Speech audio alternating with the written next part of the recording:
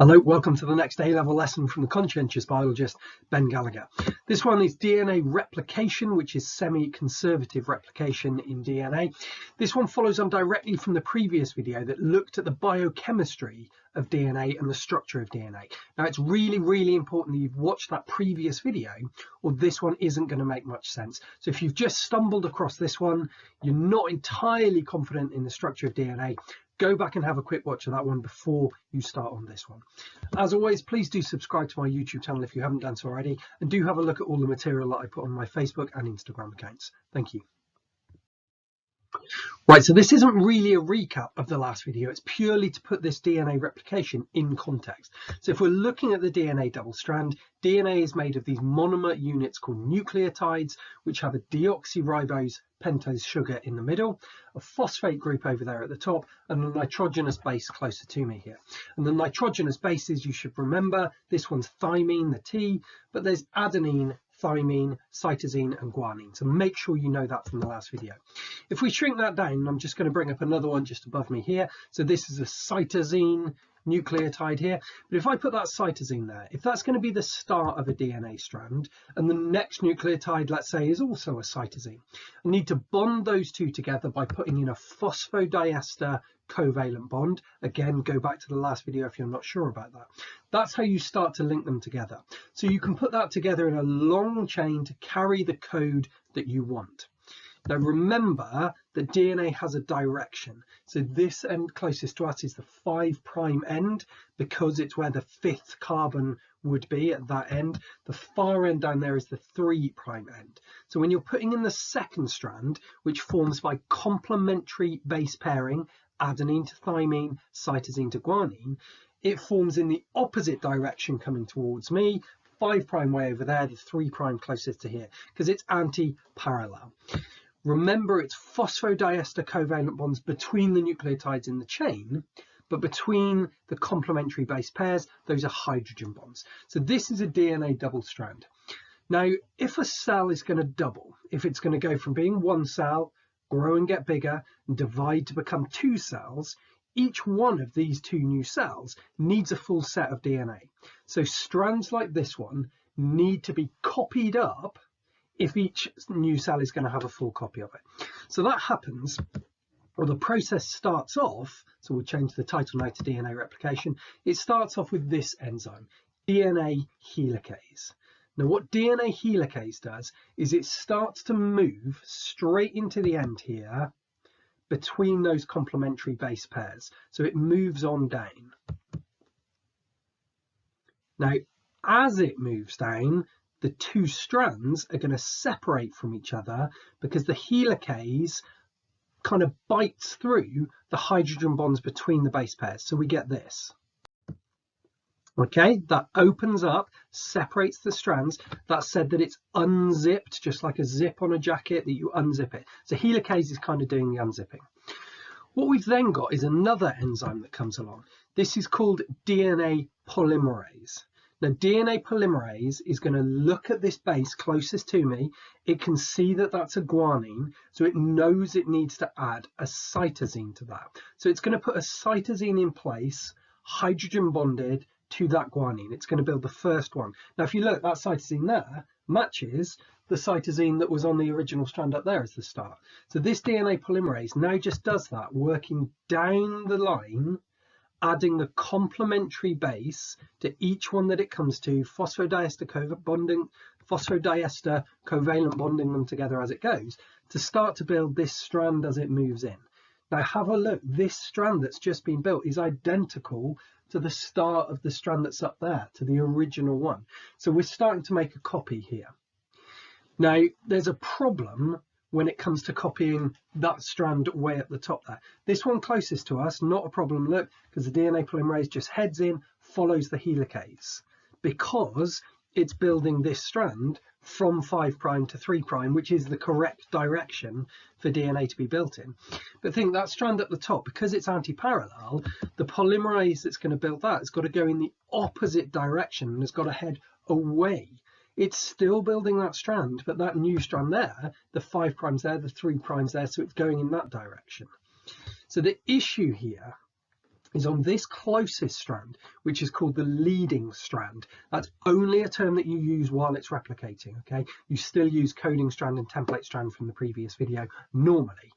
But now this strand is leading the way because it can just lead, carry straight on in. That one at the top, because it's got to build that fragment, we call it the lagging strand because it lags behind. Because what now has to happen, as the helicase keeps going through, well, the polymerase has got to go in now on that top strand, the lagging strand, and build the next fragment. And then it's got to go in and build the next fragment. So it has to build it in pieces. I'm going to move to another slide now to try and show that as a full overview.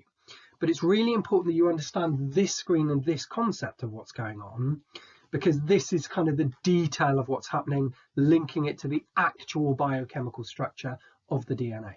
So go back and watch the last couple of minutes if you're at all not sure about this, but we're going to jump on now to a kind of more overview diagram.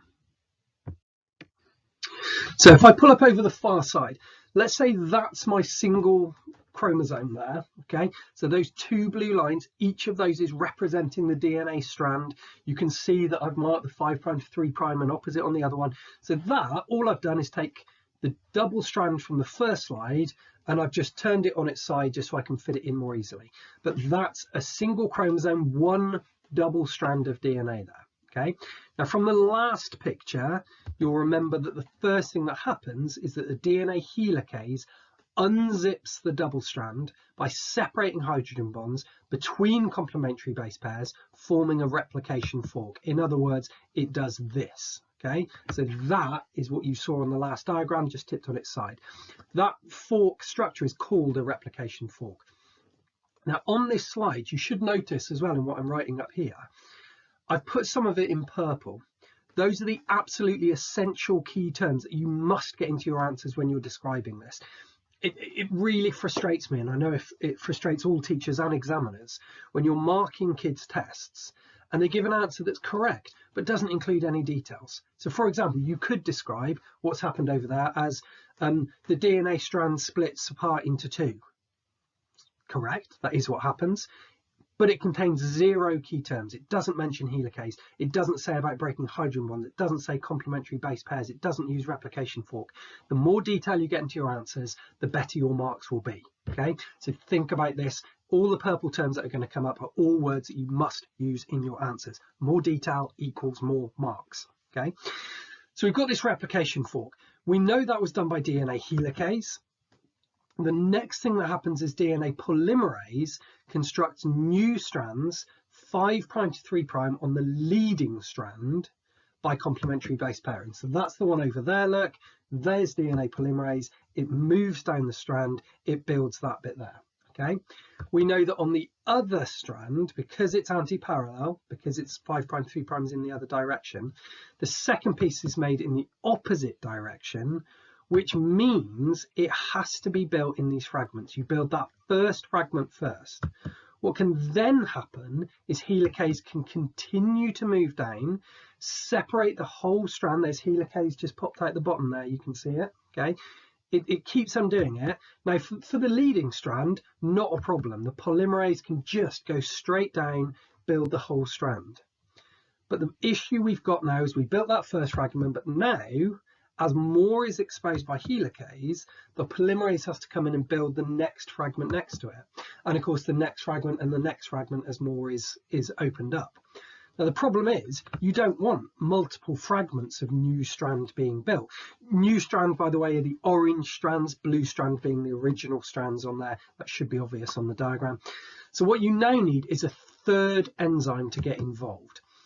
This is an enzyme called DNA ligase. Now, DNA ligase will appear between two fragments. So you made your first fragment, went back in, made that next fragment, but you've got to join those two fragments together now.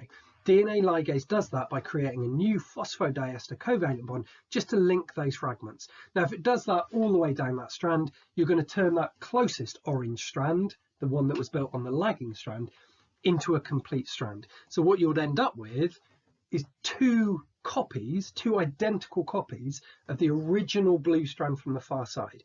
But each strand now contains one sugar phosphate backbone, it's called, just the line of nucleotides, one of the original ones, and one new one that's been built onto it. Opposite on the other slide, the original one there, the new one there. Then what happens is that those two need to kind of pinch into each other. If they can pinch into each other, okay, then what they're going to form is the double chromosome that should be a bit more familiar to you. And that double chromosome, remember, is made of two sister chromatids. So this is where it gets a bit confusing, some people find, because technically each one of those sister chromatids, each one of the two things here, is a single chromosome in its own right. You've basically, in a double chromosome, got two single chromosomes joined together. But you don't refer to them as single chromosomes when they're part of a double chromosome. You just refer to them as chromatids. And because they're identical, because they were built kind of from the template of each other, they're identical sister chromatids, and the point at which they connect to each other, so the middle of that one, that's called a centromere. That's what holds the two sister chromatids together. Now, hopefully all of that has made sense. The really important key thing is you know the role of the three enzymes. The helicase that unzips the double strand to open them up from each other and expose the bases. DNA polymerases to then make new strands straight away, just following the helicase on the leading strand, in fragments on the lagging strand, and then those fragments need to be joined by your third enzyme, which is DNA ligase. Make sure that you fully understand that and you know those details. Now, this process is called semi-conservative replication, because the word conservative, to conserve something, means to keep it the same. Well, clearly we haven't kept the DNA the same here, but we have conserved each of the original blue strands from the original DNA double strand. They're still intact, they're just not intact with each other anymore. So we have conserved the strands, but we've separated them and built new templates onto them. So it's semi-conserved. We've kept them the same, but they're no longer with each other. So we've semi-conserved it while it was replicated, hence semi-conservative replication. Take a screenshot of this because this is a really important overview with all the details. Now, whilst this was quite a short video, there's still a lot of information to try and cram into that. So please make sure you revise DNA replication. The best way I suggest to do it, try and write it all out in bullet points in even more detail, or even more broken down into more bullet points than I put on the previous slide. You know, bullet point 1, DNA helicase, that'll do. Second bullet point, unzips double strand. Third point, breaks hydrogen bonds. Next point, between complementary base pairs. You know, get one key point in each bullet point until you can get, 30, 40 points down. Okay, that's going to guarantee you marks in the exam if you're asked to describe the process as semi-conservative replication. Now, from here, I want you to go to the mitosis video because we've just looked at how DNA replicates. Let's look at when it replicates and why it needs to replicate, because it's going to be turned into two cells by the process of mitosis. So head to that one. There should be a link appearing over there. As always, please do subscribe to my channel if you haven't done so already. You can just click on my face up here. Give the video a like if you enjoyed it, and do have a look at all the material on my Facebook and Instagram pages. Thank you.